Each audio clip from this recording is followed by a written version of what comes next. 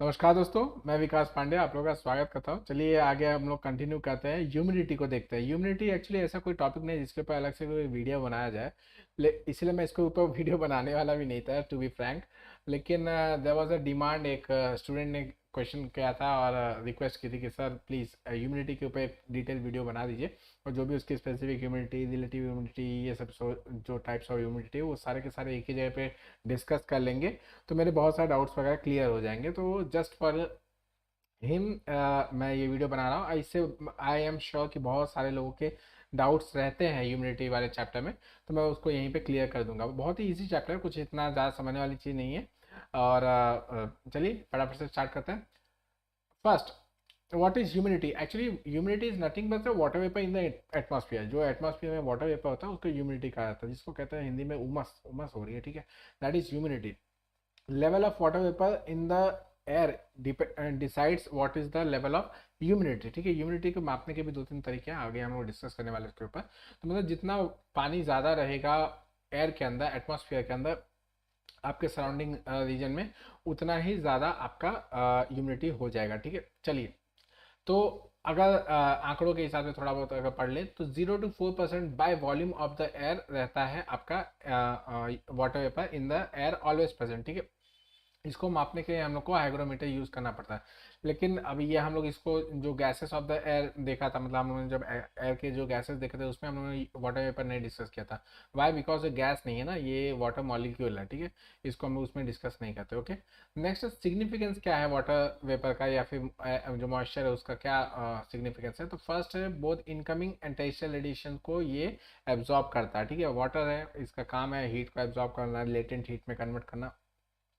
तो ये क्या करता है, एक इक्विटेबल टेम्परेचर बना कर रखता है पूरे पूरे धरती के ऊपर, जिसमें हम लोग रह पाते हैं आसानी से। ठीक है, तो ये वाटर वेपर का मेन फैक्टर है। इसके अलावा भी और भी जैसे कार्बन डाइऑक्साइड, ये सब यही सेम काम करता है, लेकिन इसका भी एक वैल्यू है। ओके, नेक्स्ट है लेटेंट हीट, जो मैंने आपको बताया कि एनर्जी स्टोर करता है, उसकी वजह से आपके स्टॉर्म्स, साइक्लोन्स और क्या बोलते हैं, आपके यहाँ पे इक्विटेबल टेम्परेचर बना के रखना, लोग रह सके ऐसा टेम्परेचर बना के रखना, मेंटेन करने का काम ये वाटर वेपर करता है। नेक्स्ट है, इसी के ऊपर ह्यूमन बॉडी रेट का जो कूलिंग का प्रोसेस है वो सब भी इसी के ऊपर डिपेंड करता है। इतना भी डीप में जाने की जरूरत नहीं। ओके, चलिए आगे बढ़ते हैं। ह्यूमिडिटी के ऊपर आता है, तो ये वही water vapour present in the air is known as humidity. Simple definition, कुछ भी इसमें हार्ड एंड फास्ट नहीं। Absolute humidity, what is absolute humidity? Absolute मतलब it is the weight of the water vapour. ठीक है, ध्यान से सुनिएगा, कैसे ये तीनों डिफरेंशिएट होगा वो लास्ट में पता चल जाएगा। लेकिन यहाँ पे देखिए, wait of the water vapour present in the per unit volume of the air. ठीक है, यहाँ पे वेट है और यहाँ पे वॉल्यूम है, ये याद रखिएगा। ये सबसे डिफरेंशिएट करने का चीज़ है कि आपके एब्सोल्यूट ह्यूमिडिटी में आपका wait of the water vapour use किया जाता है, और उसको हम लोग नापते हैं बाय, मतलब डिवाइड करते हैं by the volume of the. ठीक है, तो वेट जैसे फॉर एग्जांपल आपका 200 ग्राम्स का वाटर वेपर आपके एयर में है, लेकिन वॉल्यूम जो होगा वो कभी भी आपका मीटर क्यूब में नापा जाता है ना, सेंटीमीटर क्यूब, मीटर क्यूब में हम लोग नापते हैं। तो इस तरीके से डिवीजन करके जो आंसर आएगा that is known as absolute humidity. Hope करता हूँ आप लोगों को समझ में आ रहा है। मतलब एक given volume of the air के अंदर कितना वेट ऑफ द एयर है, वाटर वेपर है, that is known as absolute humidity. ये डिफर करेगा हर एक जगह से, सिंपल सी बात है, कुछ भी इसमें मतलब ज़्यादा हार्ड एंड फास्ट समझने की जरूरत नहीं है।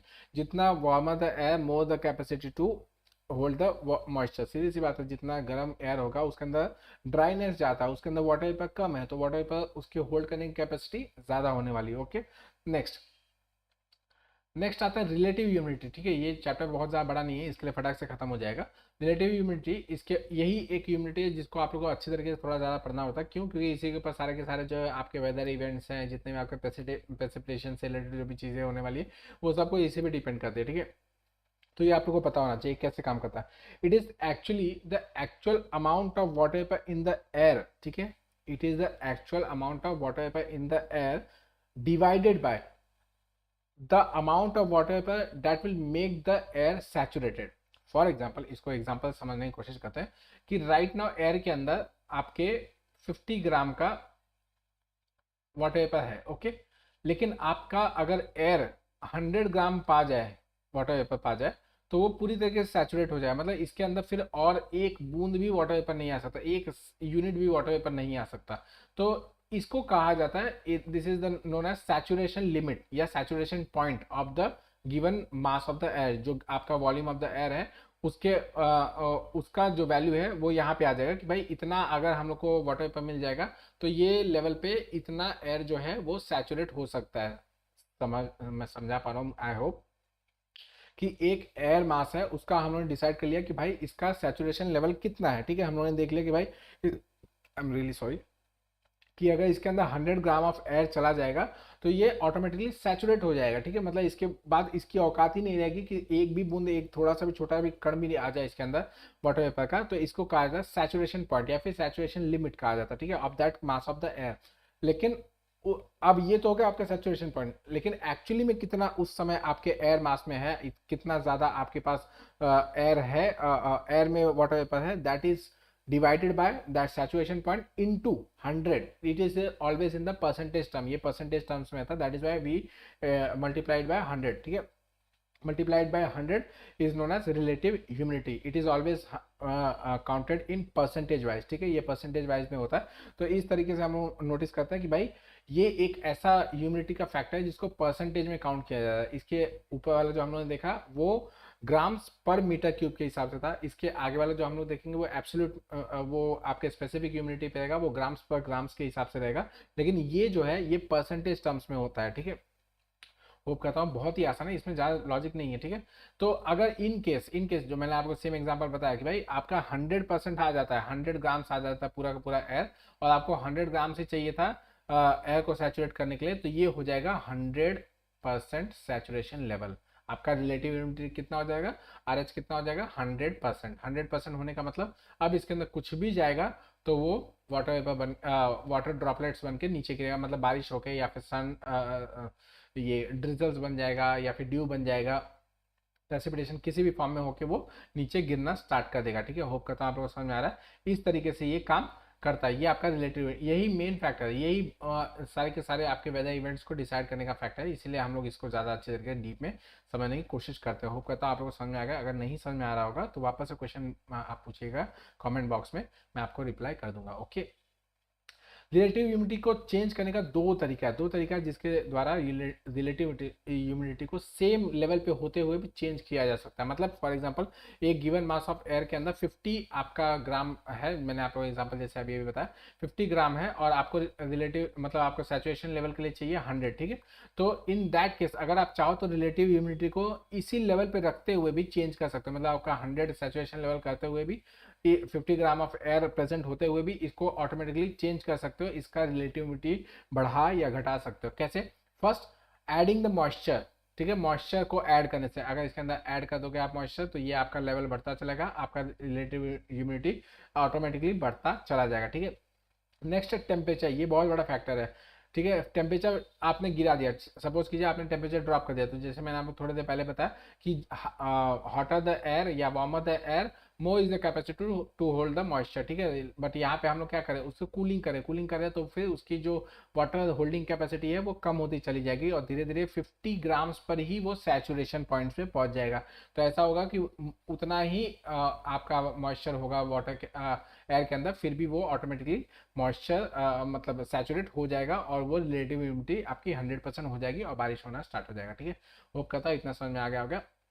नेक्स्ट आते हैं ड्यू पॉइंट, ये इसी से जुड़ा हुआ एक पॉइंट है, रिलेटिव ह्यूमिडिटी से जुड़ा हुआ एक कॉन्सेप्ट है, that is why it has been taken here.